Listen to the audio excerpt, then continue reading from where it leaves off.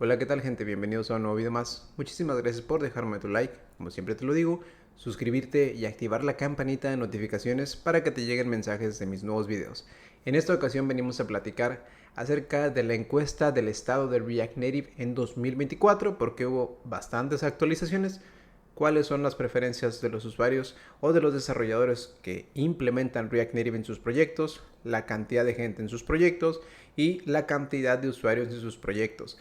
También las dependencias más utilizadas y vamos a analizar algunas de ellas para que tú también tengas una referencia si es que vas a iniciar un nuevo proyecto con React Native que este año pinta para ser uno muy bueno de este framework. Aquí tenemos la encuesta del estado de React Native 2024 y es lo que vamos a analizar en este video. Nos dice, vaya, que en el 2024 fue el año de la nueva arquitectura de React Native que prometía un performance bastante bueno, que ahora se convirtió en un estándar y que parece que las aplicaciones, no parece, es una realidad, ya ha habido comparativas en donde las aplicaciones con la nueva arquitectura, que es el puente entre JavaScript y lo nativo, resultó ser bastante óptima. Entonces, fuera de lo que viene siendo la actualización que fue grande y que de hecho incluso ya lo puedes utilizar, estás trabajando con la Expo CLI o React Native CLI, con cualquiera de los dos ya lo puedes hacer, ¿no?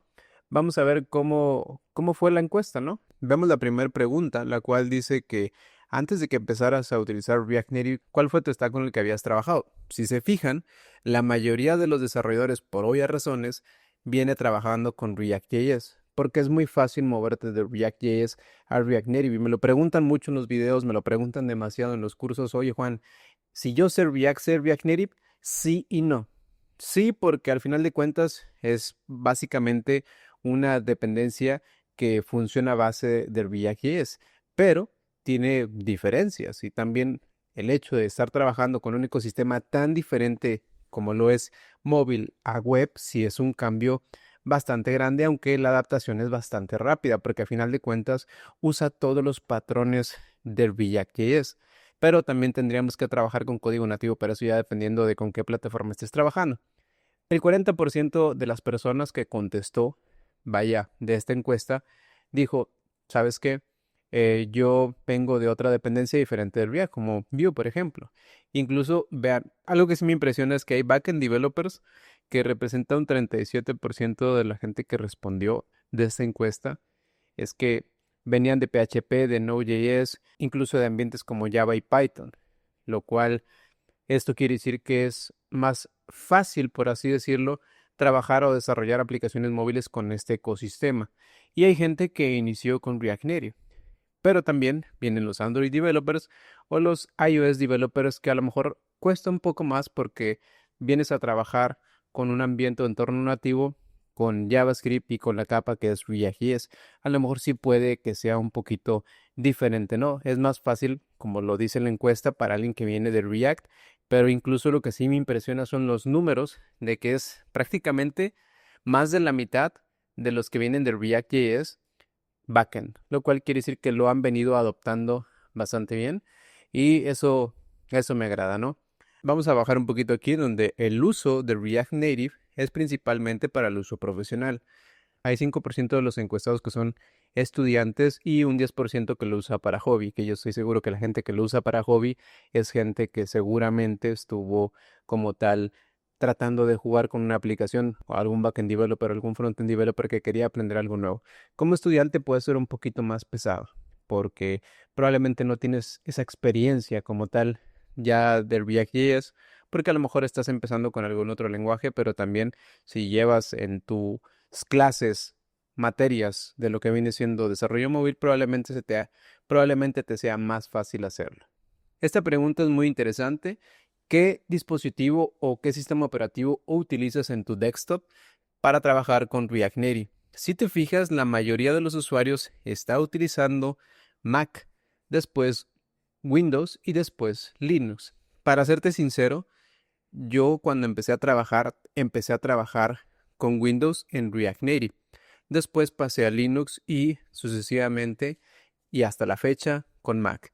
Es muy fácil, es muy ameno trabajar con equipos Mac, pero yo sé que tiende a ser un poquito más caro y esto lo puedes lograr una vez que ya estás en el ambiente profesional y ya tienes tu propio dinero para poder comprarte un equipo Mac, que a final de cuentas es una inversión y que es bastante cómodo trabajar, no solamente para el ecosistema de React Native, sino para cualquiera. Pero lo que sí tuve muchos problemas es que en el ambiente de Linux batallaba bastante para poder instalar las dependencias en aquel entonces. También me estoy hablando de por allá del 2017. Seguramente React Native estaba muy inestable comparado a como lo está hoy. Pero aquí la diferencia, que a la gente le gusta mucho trabajar con macOS. Por acá viene una pregunta. ¿Cuáles son la cantidad de usuarios que tiene tu aplicación con React Native? Esta encuesta es principalmente también para ver de qué tamaño son las aplicaciones que está desarrollando la gente, para que también esto nos genere confianza. En lo personal estuve trabajando en una aplicación para que ahorita tiene creo que 10, 12 millones de usuarios y se comporta bastante bien. Ya React Native rompió esa brecha que tenía hace muchos años de que era inestable, que de hecho mucha gente sigue diciendo, sigue insistiendo, es que todavía no tiene la versión 1, seguimos en la 0.70 y tantos. Sí, pero a final de cuentas, este conteo no sé en qué momento va a llegar a pasar a la versión 1, pero vienen saliendo muchas cosas. Tampoco no es una plataforma beta como tal.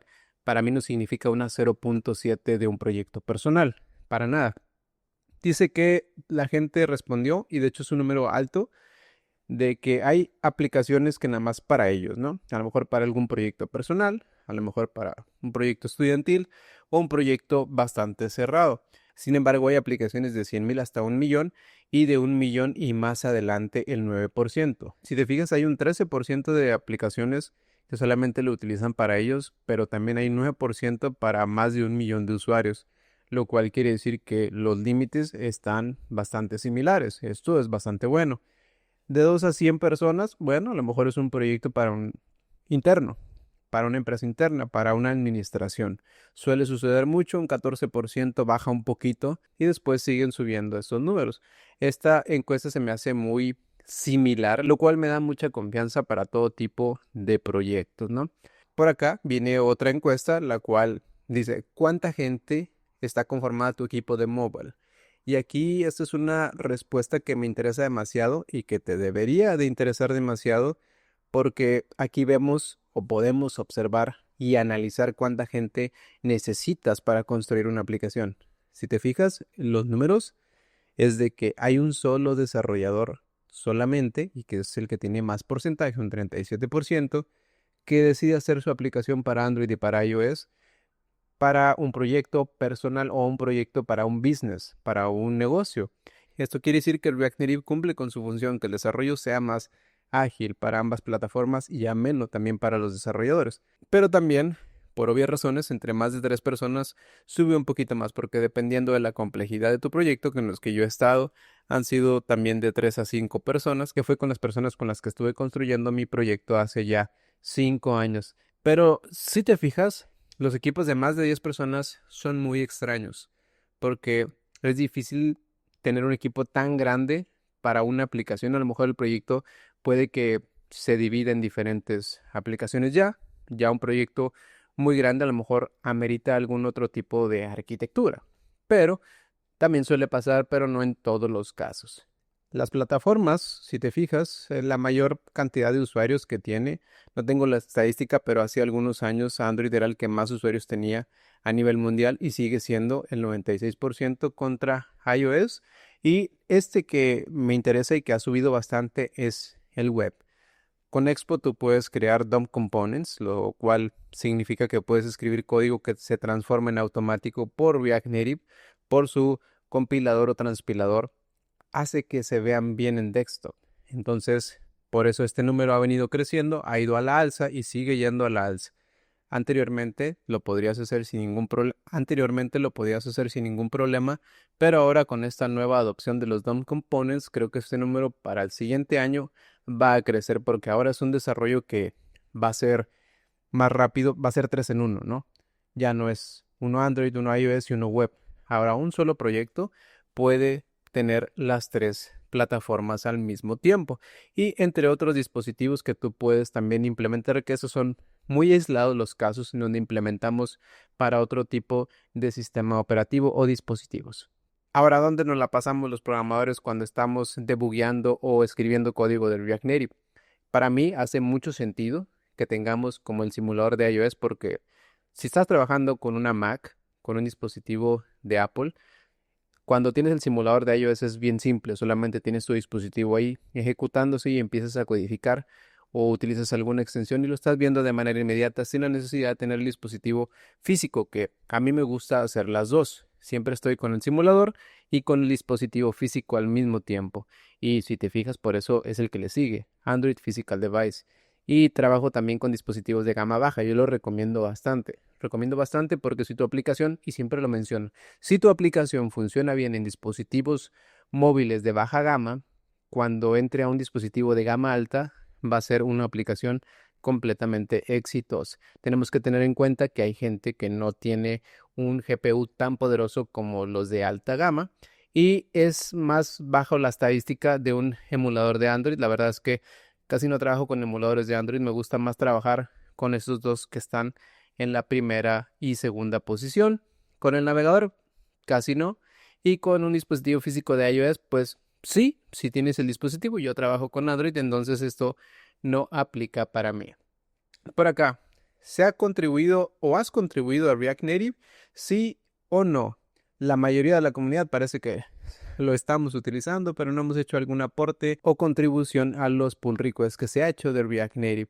Puedes ir y revisar, puedes ir y levantar un pull request si tú encuentras algo. Esto es esencial para que el equipo vea, lo analice y si es un issue que tú estás teniendo y que me ha pasado o nos ha pasado anteriormente que hemos tenido issues que no podemos resolver porque son issues que no existían o que nosotros somos los primeros a los que nos pasa y tenemos que ir y reportarlo. Ya si te sientes muy seguro, lo puedes tratar de resolver y lanzar un pull request siguiendo los lineamientos que cada uno de los repositorios nos indiquen.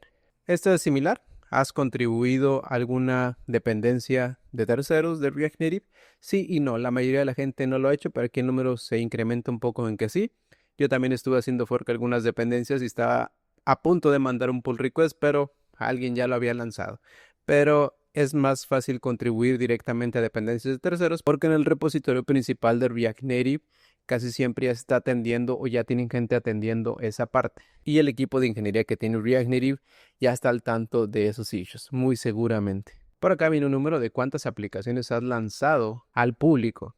El número más alto de 2 a 5. Sí. Pues sí, hace sentido la estadística. Si eres un solo developer, entonces puedes realizar más de una aplicación porque ya lo permite y ya es más cómodo trabajar con diferentes aplicaciones para que tú te animes también a hacerlo. Por acá, ¿cuáles son las versiones a los que los desarrolladores están apuntando? Si te fijas a las versiones más recientes, del iOS 18 en adelante y del Android 15 en adelante, tiene el 28%, pero por acá el 53% la gente apunta a Android 3 en adelante y iOS 17 en adelante. Hay que tener en cuenta también esto. Son muy pocos los desarrolladores que lanzan de 5 en adelante de Android y de iOS 8 en adelante. Y es que muchas dependencias ya no están disponibles. Puede que tengas esa compatibilidad, pero las dependencias que vas a usar son muy limitadas. Muy seguramente tu proyecto va a tener muchos errores al momento de ejecutarlo. Lo he experimentado bastante. ¿Hacia dónde viene enfocada la aplicación o las aplicaciones que la gente ha hecho en React Native? Si te fijas, en finanzas, en salud y en educación son los que tienen la delantera, aunque muy seguido viene entretenimiento y después comunicación. Ya después vienen otras aplicaciones o otras categorías que también se suman y que pues seguramente no se quedan atrás. Lo que sí me llama mucho la atención es que las aplicaciones de finanzas, llámese de bancos, llámese de a lo mejor traqueo de movimientos y de fitness, muy seguramente aplicaciones como FitnessPal o otras también para traquear tus ejercicios están aquí. Y educación, lo cual quiere decir que es una plataforma preferida por la comunidad. Vamos a las otras dependencias en donde vienen las APIs más utilizadas de React Native, la cámara, por supuesto, notificaciones y permisos. Son dependencias que yo creo que siempre se van a estar utilizando. Vienen todas las APIs que tú puedes utilizar con React Native. Ahora vamos a la parte de dependencias. Vienen las librerías que ha utilizado la comunidad. Si te fijas, todas las dependencias más utilizadas dentro de la comunidad. Redux, Animated API, React Navigation, Axios, todas las dependencias que se utilizan en la actualidad. Y por acá viene un gráfico hasta acá abajo, los cambios que ha habido con el tiempo. Si te fijas, por acá empezó Redux en el 2022, que lo había utilizado y lo decreció a no utilizar. Por lo cual quiere decir que Redux ya no se está utilizando tanto en el 2024, al menos no fue tan utilizado porque estoy seguro que vinieron state management como lo fue Sostan, otros state managers, otros manejadores de estados enfocados en lo pequeño, ¿no? En átomos o en múltiples stores que seguramente ganaron esa parte y es a lo que venimos. Por acá viene state management. Esto es una de las cosas que me gusta mucho ver para analizar y decidir mis próximos proyectos o las dependencias. Si te fijas, Yotai tuvo una curva de crecimiento del 15% y eso que yo tengo un video aquí de cuando apenas iba iniciando, seguramente ya cambió demasiado, no le pude dar seguimiento porque yo venía utilizando Sostan y si te fijas la adopción de Sostan del 22 al 24 fue de más del 50% en su crecimiento, creció 2 veces más, lo cual me indica que la gente se siente cómodo trabajando con Sostan actualmente y seguramente vemos Redux a la baja. 84% contra un 71% y esto muy seguramente fue gracias a Sostan y Recoil como que la gente no lo adoptó, no lo terminó por adoptar como sí lo fue Sostan. Redux Toolkit se mantiene, a lo mejor podríamos decir que solamente bajó un poquito y Movex también bajó y XState subió un poquito. Esta es una de las cosas que tanto quería ver de los state management. A la gente como que ya se está decantando más por el tema de Sostan. Data fetching, ¿qué utilizas para data fetching? Apollo Client, que tenía o tuvo un boom, fue muy a la baja, bajó cerca del 11%. Axios se sigue manteniendo, yo lo sigo utilizando en algunos proyectos. Claro que yo preferiría otras, pero se sigue utilizando. Fetch API, por supuesto que yo lo prefiero sobre Axios, simplemente por cuestiones de que me gusta personalizarlo y no agregar una dependencia de terceros, pero no hago menos a Axios. Relay se mantiene, pero ya no creció. RTK Query se incrementó un poquito. SWR, como que la gente no le da tanta confianza, pero Tan Stack Query, del 44 al 59, esa fue una subida bastante genial, ¿no? Es algo similar a lo que pasó con Sostan, es algo que a lo mejor deberías de analizar para tu próximo proyecto, TanStack Query. Por acá en la navegación sí hubo un cambio bastante grande, ¿no? Veníamos trabajando con React Navigation, que era este de por acá, y por acá pasamos a Export Router. Mira esta curva. Las demás dependencias a lo mejor tendríamos que hacer un video para analizar cada una de ellas. Pero ve Export Router como desde que sacó su preview hasta el 2024, cómo se adoptó. Es un incremento 5, 6 veces más, lo cual quiere decir que el equipo de Expo lo hizo bien, lo han divulgado bastante bien y Expo Router debe ser tu siguiente actualización si estás trabajando con cualquier otra dependencia que sí, vinieron a la baja cada una de ellas porque se abrió paso a Expo Router. Yo creo que ya es el stack por navegación. Ahora viene la parte de estilos porque cada quien tiene su librería o dependencia para poder estar actualizando, ¿no?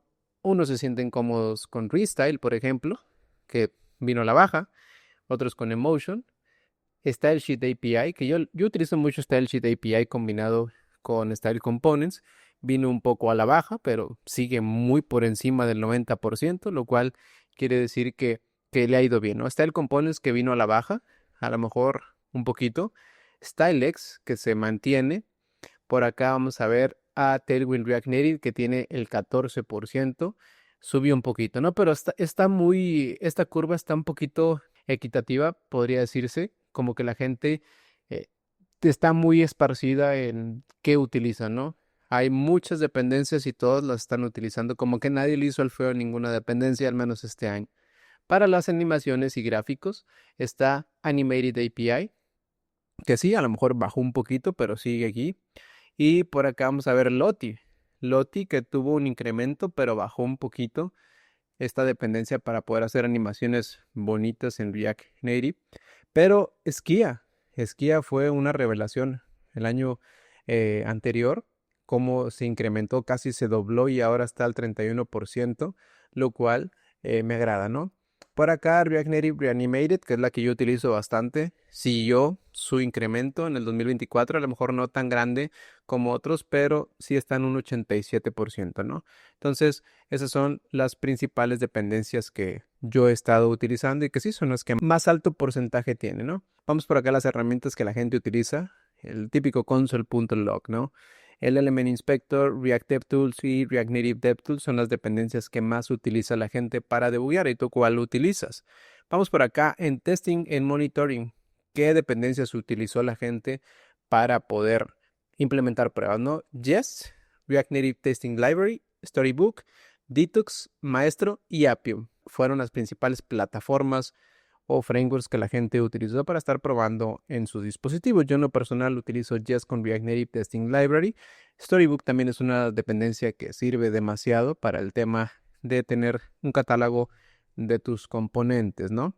La arquitectura. Vamos a ver cuál tuvo un gran crecimiento y sí, la nueva arquitectura de React Native tiene un 47% de crecimiento. Era obvio, desde el momento en que te ofrece el equipo de React Native un incremento bárbaro dentro de tu performance, lo van a utilizar, ¿no? Por acá, Hermes también tuvo un incremento. Vamos por acá. Expo Modules bajó. Down Components, que apenas empecé a hablar de ellos, tiene un 13%, pero es algo nuevo. Así que lo entiendo, ¿no? Vamos a ver por acá. Creo que sería Native Modules, también tuvo un incremento. Y el motor V8 Runtime tuvo el 28%, lo cual fue un incremento con el que empezó. Para acá, Build and Publish. Estas son las herramientas que utilizamos para poder generar los instaladores que van a las stores. Yo utilizo EAS y mira, EAS tiene un crecimiento del 40 al 70%. A lo mejor también llega el punto en que tienes que pagar, ¿no? Pero creo que con el plan gratuito para un solo developer es más que suficiente, ¿no? EAS Submit también tuvo un incremento bastante bien. Fastlane ya tengo rato que no lo utilizo. Tuvo un pequeño decremento a pesar de su incremento en el 23, pero ya no está siendo tan utilizado. La gente también hace manual, pero ya casi no. Casi están utilizando EAS Build y EAS Submit. El App Center bajó bastante. Manualmente con Xcode también. Los EAS Workflows, que es algo nuevo y apenas lo está empezando a adoptar la gente. Y Bitrise también bajó, por lo cual quiere decir que EAS Build y EAS Submit son las dos preferidas por la comunidad y por mí. DevTools, ¿cuáles son las herramientas con las cuales la gente ha venido trabajando? Yo en lo personal utilizo Expo CLI. Y sí, ve la adopción. La adopción desde un 69 hasta un 81. El CLI también. ExpoGo también se incrementó. Es Expo Snack un poquito. Mantuvo su curva. Por acá DevClient, que acaba de ingresar también. Pero React Native Community CLI bajó. React Native Test App, por ahí va también. Vamos por acá. Ignite CLI bajó. Config Plugins bajó un poquito. ¿Qué quiere decir? Que las nuevas herramientas con EAS y Expo son las que se están utilizando. Expo es el futuro del desarrollo móvil con React Native, sin duda. Por acá viene una pequeña encuesta de qué otras herramientas conocemos los desarrolladores que hemos trabajado también con React Native. Pues bueno, hay otras plataformas que en lo personal yo conozco Flutter y Xamarin, Ionic con Angular, pero nunca he trabajado con ellos. Sin embargo, sí los he utilizado. ¿Qué te pareció la encuesta? Parece ser que Expo tiene la delantera, así que si vas a iniciar un proyecto con React Native, yo recomiendo 100% que iniciemos con todo el flujo de Expo. Déjame en los comentarios cualquier cosa para aportar y crecer la comunidad de este canal. Nos vemos y muchas gracias.